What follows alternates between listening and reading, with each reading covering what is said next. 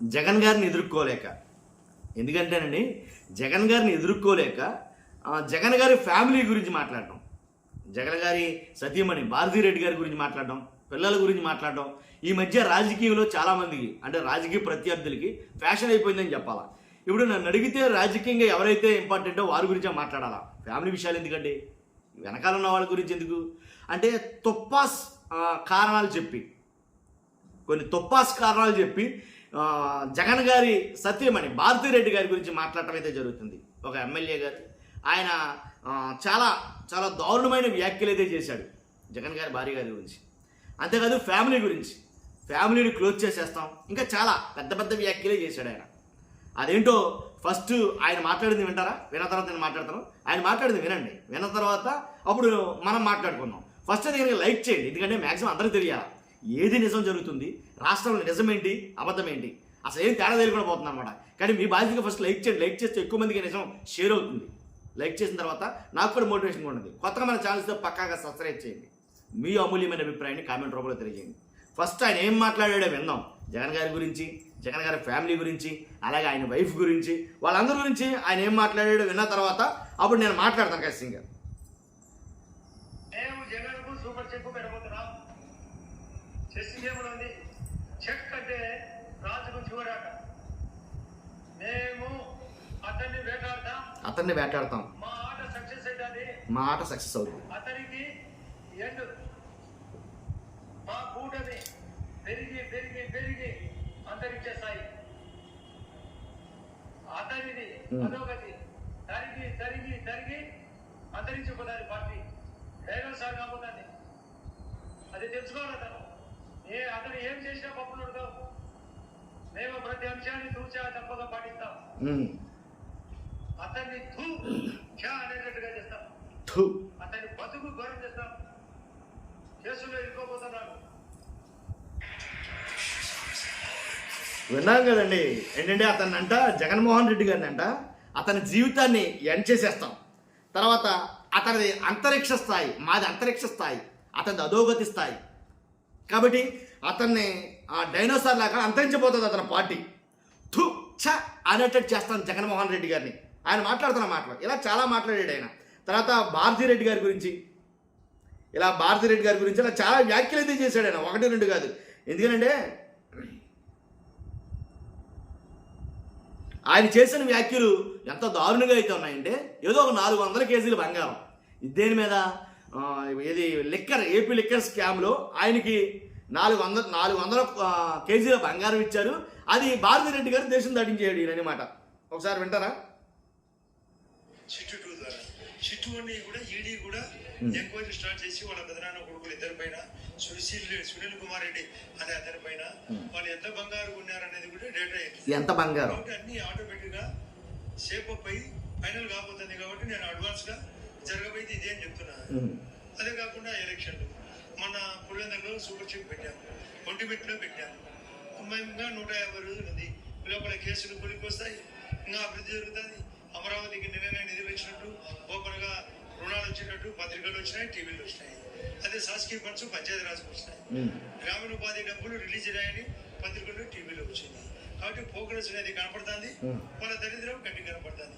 రెండు మిళితం చేస్తే మాది ధర్మం, వాళ్ళది అధర్మం ఖచ్చితంగా జరుగుతుంది. కాబట్టి సూపర్ చెక్ జరగబోతుందని ఓపెన్ గా చెప్తున్నా. జగన్ కేంద్రానికి లోపాయికారి ఒప్పందాలు ఉన్నాయి, అందుకే జగన్ టచ్ చేయలేకపోతుంది రాష్ట్ర ప్రభుత్వం అని ఒక విమర్శ వినిపిస్తుంది.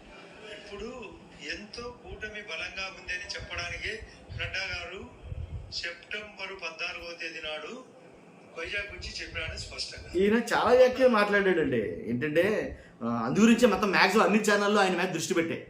నిజంగా ఏంటంటే కనుక ఆయన మాట్లాడిన మాటలు 1-2 కాదు. యాక్చువల్గా అయితే ఈయనకి ఎమ్మెల్యేగా టికెట్ ఇచ్చిందే జగన్మోహన్ రెడ్డి గారు. ఆయన హయాంలో టికెట్ ఇచ్చారు, ఈయనకి గెలిచాడు ఈయన. కాబట్టి అంత ముందేమో కాంగ్రెస్లో చేశాడు, తర్వాత ఏమో వైఎస్ఆర్సీపీ పార్టీలోకి వచ్చాడు, తర్వాత ఏమో మళ్ళీ తెలుగుదేశంలోకి వెళ్ళాడు, తర్వాత మళ్ళీ బీజేపీలోకి వెళ్ళాడు. మ్యాక్సిమం అన్ని తిరిగేసాడు కూడా ఆయన. కాబట్టి ఇంకోటి ఏంటంటే 400 కోట్ల రూపాయలతోటి 400 కేజీల బంగారాన్ని దేశం దాటించేశారు జగన్ గారి భార్య. కాబట్టి మ్యాక్సిమం రాజకీయంగా అతని జీవితం అయిపోయింది, అతని ఫ్యామిలీని క్లోజ్ చేస్తాం, మేము వేటాడటం మొదలుపెట్టాం. ఆయనంట వేటాట మొదలు పెట్టాం, మా వేట కొనసాగుతుంది, ఆయన ఆట ముగిసిపోయినట్టే. ఇలా కొన్ని వ్యాఖ్యలు అయితే కనుక మాది అంతరిక్ష కేంద్రం లాంటిది, మా కూటమి ప్రభుత్వం అంతరిక్ష కేంద్రం లాంటిది, అంతరిక్షం లాంటిది. వాళ్ళు మాత్రం దిగుగు పడిపోతున్నారు, డైనోసార్ లాగా అంతరించిపోతారు వాళ్ళు, ఆయన జగన్ గారు ముఖ్యంగా. కాబట్టి మేము అతని జీవితాన్ని, ఎవరిని, జగన్ గారి జీవితాన్ని అనుకునేలా చేస్తాం మేము అనేది మాట్లాడుతున్నాడు ఆయన. కాబట్టి నిజంగా ఒక పక్క నుంచేమో జగన్ గారికి జనమేమో బ్రహ్మరథం పడుతున్నారు. ఈయన మాట్లాడుతున్న మాటలు వింటేనేమో ఇది నిజమేనేమో, ఎందుకంటే మ్యాక్సిమం అన్ని కేసుల్లోనూ చుట్టుముట్టేసినట్టే. ఇంకా మ్యాక్సిమం ఆయన రాజకీయ జీవితం అయిపోయింది. వాళ్ళ పెదనాన్నగారి కొడుకులు ఎవరైతే ఉన్నారో, అలాగే సునీల్ కుమార్ రెడ్డి ఎవరైతే ఉన్నారో, వాళ్ళు మ్యాక్సిమం వాళ్ళ దగ్గర ఉన్న ఆధారాలను లాగేసాం. కాబట్టి తర్వాత అరెస్టు ఆయిందే, జగన్మోహన్ రెడ్డి గారిదే, పెద్దలదే, మిగిలిన పెద్దవాళ్ళదే అదైతే కనుక మాట్లాడతాడు ఆయన. అంటే జగన్ గారు అరెస్టు దగ్గరికి వచ్చేసింది దాన్ని మాట్లాడతాడా, లేకపోతే అసలు ఏముందని? అసలు యాక్చువల్గా ఒక మాటలో చెప్పాల్సి వస్తే బీజేపీకి ఏపీలో అసలు ప్రాధాన్యత లేదు. ఒప్పుకుంటారు మీరు? బీజేపీకి ఏపీలో ప్రాధాన్యత లేదు, వాళ్ళ మనుగడ లేదు ఇక్కడ. ఎందుకని మనుగడ లేదు కాబట్టి కూటమి పంచన చేరి కూటమిలోంచి కొన్ని సీట్లు అయితే తీసుకొని గెలవడం జరిగింది. కాబట్టి అంటే ముగ్గురు కలిసి పోటీ చేస్తేనే కానీ గెలవలేని పార్టీలు, ఆ నాయకుడు ఏంటి మరి జగన్ గారిని అంటే సింగిల్గా పోటీ చేసి ఏకఛత్రాధిపత్యంగా ఏంటి మొత్తం సీట్లన్నీ గెలుచుకున్నటువంటి జగన్మోహన్ రెడ్డి గారు ఓడిపోయినా సరే ఇప్పుడు 40% ఓట్ బ్యాంక్ షేరింగ్తో ఉన్న జగన్మోహన్ రెడ్డి గారిని ఆయన రాజకీయ జీవితం మొత్తం తుదముట్టించేసినట్టే, ఆయన తొక్కేసినట్టే, అధపాతాలను తొక్కేసినట్టే, ఏంటి ఆయన డైనోసార్ లాంటి అంతరించిపోయినట్టే అని మాట్లాడుతుంటే అది ఏంటనేది మీకు అర్థం కావాలి. కాబట్టి ఇంకోటి ఏంటంటే మీరు ఏవైనా మాట్లాడుకోవచ్చు, రాజకీయంగా వాళ్ళే అయినా ఏదైనా మాట్లాడుకోవచ్చు, కానీ ఫ్యామిలీ, మరి ముఖ్యంగా ఆడవాళ్ళు, వాళ్ళ గురించి తప్పుడుగా మాట్లాడటం, తప్పు మాటలు మాట్లాడటం, తర్వాత ఫ్యామిలీని క్లోజ్ చేసేస్తానంటాం. అసలు ఆ అర్థాలు దేనికి వర్తిస్తాయి? ఆ పదాలు దేనికి వర్తిస్తాయి? అసలు ఆ దేని ఉద్దేశించి మాట్లాడినట్టు ఆ క్లోజ్ చేసేయడం అనే పదాలు కానీ. కాబట్టి ఇలాగ అంటే రాజకీయానికి సంబంధం లేని వాళ్ళు లాగడం. నన్ను అడిగితే కనుక వాస్తవంగా మాట్లాడాలంటే సాక్షి పేపర్లో ఏది జరిగినా సరే దానికి భారతిరెడ్డి గారిని దాన్ని ఇన్వాల్వ్ చేయడం, ఏదో రకంగా భారతిరెడ్డి గారిని నన్ను అడిగితే నేను మాట చెప్తాను జగన్మోహన్ రెడ్డి గారికి. నాదైతే ఒక సలహా ఉంటుంది, ఖచ్చితంగా వీళ్ళందరూ అనుకున్నట్టు ఎందుకని ప్రత్యక్ష రాజకీయాల్లోకి తీసుకురాకూడదు, ప్రత్యక్ష రాజకీయాల్లోకి తీసుకొచ్చి కొరడా చిలిపించకూడదు. వాస్తవంగా ఆడవాళ్ళు పెద్ద పెద్ద దేశాలని వెళ్తున్నారు కదండి, అలాంటప్పుడు ప్రత్యక్ష రాజకీయాల్లోకి అంటే అంటున్న వాళ్ళందరికీ కూడా చెంపబెట్టి కొట్టేటట్టుగా ప్రత్యక్ష రాజకీయాల్లోకి తెచ్చవచ్చు కదా, తనదైన రాజకీయం చేస్తారేమో కదా ఆమె జగన్ గారి సతీమణి.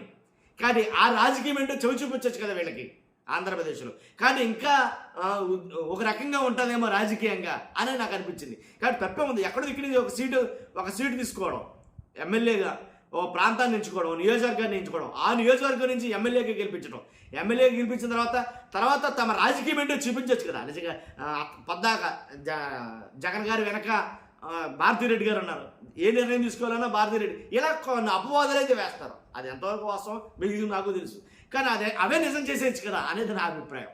మీ అభిప్రాయంలో ఖచ్చితంగా కామెంట్ రూపంలో తెలియజేయండి. వస్తే తప్పండి, మీ అభిప్రాయం తెలియజేయండి. ఫస్ట్ అయితే లైక్ చేయండి, ఎక్కువ మందికి ఇన్ఫర్మేషన్ చేయలే వాళ్ళని. మీ బాధ్యతగా లైక్ చేయండి, కొత్తగా మన ఛానల్స్లో పక్కాగా సబ్స్క్రైబ్ చేయండి. Thank you very much.